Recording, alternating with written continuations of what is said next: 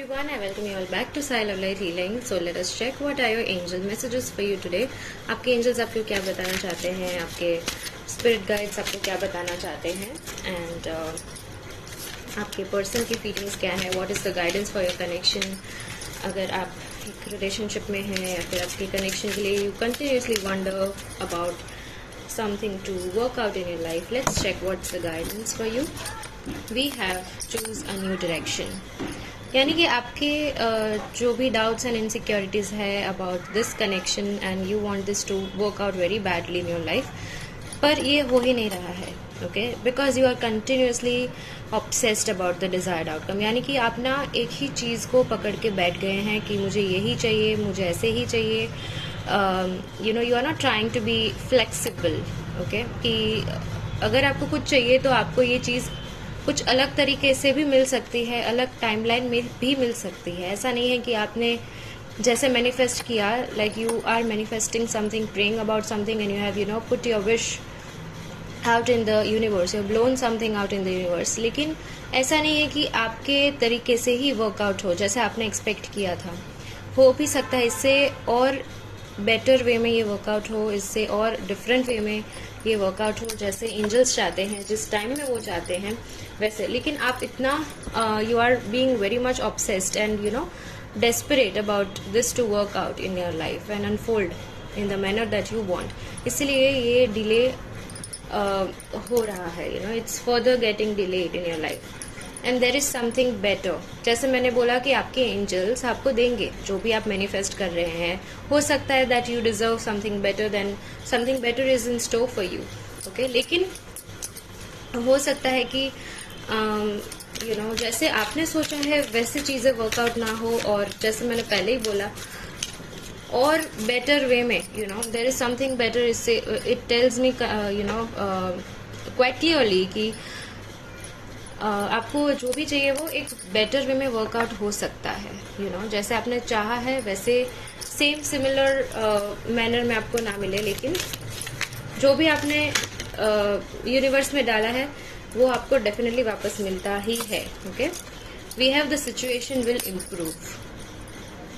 सो अगर if you are tensed कि आपके कनेक्शन में कुछ भी इम्प्रूव नहीं हो रहा है, चीज़ें आगे नहीं बढ़ रही है, your person is not wanting to mend things with you और sort things out with you, they are definitely wanting to do it, लेकिन सही टाइम का इंतजार करना पड़ेगा. Plus you have to be very patient. जितना आप डेस्परेशन दिखाएंगे उतना ही आपका पर्सन है वो रनिंग एनर्जी में रहेगा and further you are delaying the union to happen, okay. So here you are guided to be patient and आपके हाथ में ना ऐसा एक पावर है, जो आप मैनिफेस्ट जो भी करेंगे it's definitely going to work out, and you are going to get your desired results. Forgiveness is the next card we have. यानी कि यहाँ पे your person or maybe there is something to be forgiven in your connection. It could be the case कि जहाँ पे आपने कुछ गलतियाँ कर दी है, आपके person ने कुछ गलतियाँ कर दी है, और आपको भी your person wants कि आप उनको forgive कर दे, या फिर वो माफ़ी मांगते हैं and wonder करते हैं कि अगर वो if they come and apologize to you, will you be able to forgive them or not. So here the next card we have is forgiveness. So ये कब possible होगा? जब आप अपना desperation कम करेंगे, अपना गुस्सा कम करेंगे, आपके person के लिए आपके जो भी complaints हैं, ये नहीं करते, वो नहीं करते, ये सारी चीज़ें when you will stop expecting all these things from your person, तब वो ये चीज़ें करेंगे. उनको जो भी चाहिए वो दे दो. यानी कि उनको फ्रीडम चाहिए तो वो दे दो, उनको स्पेस चाहिए, टाइम चाहिए, वो दे दो. So whatever they are seeking in this connection वो आप दे दो उनको. यानी कि if they want space, time और maybe patience, if they are expecting patience from your side, then you are suppose to give that to them, okay. Freedom है, trust है, जो भी कुछ चाहिए वो. इससे क्या होगा कि आपके पर्सन जो भागते रहते हैं वो नहीं करेंगे. प्लस उनको भी उनके टाइम पे रियलाइज हो जाएगा कि नहीं, ये जो भी मेरा पर्सन बोल रहा था या फिर एनर्जी इन्वेस्ट कर रहा था, they were making so many efforts for me, तो ये पर्सन कुछ ना कुछ they were showing me that I am important for them. ये उनको रियलाइज होगा, लेकिन उसके लिए थोड़ा सा उनको पेशेंस आपको रखना पड़ेगा, उनको थोड़ा सा स्पेस एंड टाइम देना पड़ेगा, okay. Somebody here is getting the guidance to take action. So it could be the case कि जहाँ पे आप दोनों को एक्शन लेने की जरूरत है, आपको थोड़े से आपके अंदर के जो वुंड्स है उनको हील करने की जरूरत है. Plus your person is guided here to take actions and maybe you or your person, okay? So either of you is here guided to take actions, and आपको पता है आपको क्या करना है. Currently you know, okay, what's the need of the hour, okay? So you know what is needed to be done right now. So as per your situation and your present case and scenario, you are supposed to act accordingly, okay? Let's check कि आपके person आपको क्या बताना चाहते हैं. If there is separation और no contact और less communication going on, आपके पर्सन आपको क्या लव मैसेजेस देना चाहते हैं. Let's check. Okay, we have I wish I could take back my words. या see, they are seeking forgiveness, and if you are not ready, आप अगर नहीं रेडी हैं उनको फॉरगिव करने के लिए, तो ये आगे बढ़ ही नहीं पाएगा.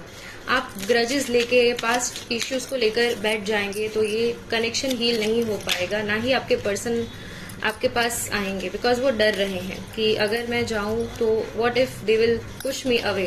Okay, I will wait for a sign from you. You see, they are waiting for a sign from you, यानी कि वो अभी दे आर वेटिंग कि जैसे एक एक्शन का कार्ड आया है तो यू नो, और maybe they also are aware कि अभी एक्शन लेने की जरूरत है. तो अगर उन्होंने कुछ they have done something for you recently, or you know, if they have been waiting for your response, then you should definitely go for it. Okay, we both know I am not the one for you. So past में ऐसा हो सकता है कि उन्होंने आपको they have pushed you away from them because of some wounds to be healed, लेकिन now they are slowly understanding कि वो उनकी ही गलती थी, वो अभी वापस भी आना चाहते हैं. I know I messed up everything. See, या it's forming a story today, it's forming a story.